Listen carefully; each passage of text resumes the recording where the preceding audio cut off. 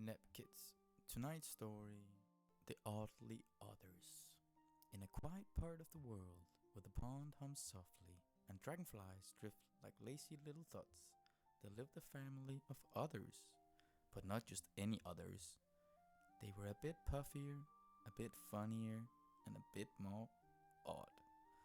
They wore things like mittens in the summer, sang songs that didn't have words, and floated on their backs for hours, staring at the clouds and inventing names for them. They were known as the Oddly Others, and they were liked, being just that. There was Mama Ona, who wore a scarf even when the sun was warm. It made her feel cozy. She said it helped her think of kind things. Papa Ollie had a pebble he'd kept since he was a pup. He told it bedtime stories every night. He said the pebble listened best when it was tucked under his chin. The little ones, Tilly, Bob, and baby Finn, were full of squeaks and wiggles and slippery snuggles. They loved floating in circles, counting clouds shaped like toasts and turtles, and giving each other forehead kisses before naps. Every day in their pond, they'd play leaf tag, build stick forts, and make bubble trails with their noses. And when the sun began to tip towards the trees, they'd all float together in a circle, paws linked, soft bellies up, listening to the soft creak of the cattails. Their bedtime was never in beds, no pillows, no ceilings, just the sky above, and water that held them like a dream. Mama would hum, Papa would whisper a story. Sometimes the stars came out before the story ended. But one afternoon, as the others spun in slow circles, a sharp-nosed duck waddled into the water's edge. She looked at their floating nest, at the giggles and snuggles, at the pebble with the blanket, and frowned. Others should be proper, she said.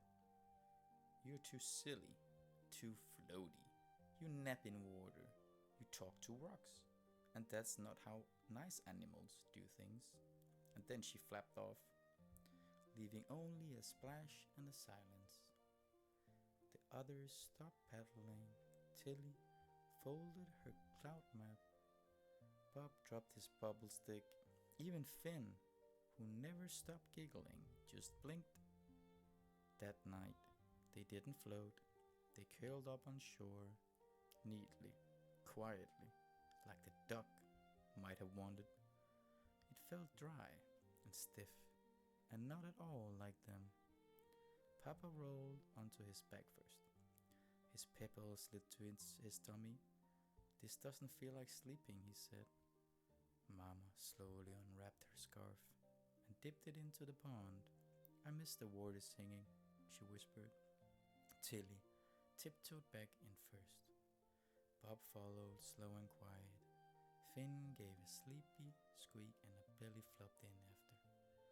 And just like that, they were home again. Back in the water, they floated in their bedtime cycle. Bellies to the sky, hearts wide open, safe. And when Papa told the story that night, the pebble listened better than ever, and the duck, she came back the next morning, still frowning. But this time, she brought a feather for the pebble. It was enough. You don't need to change to be loved. The world needs more of what makes you, you. So good night, little dreamer. Sleep tight.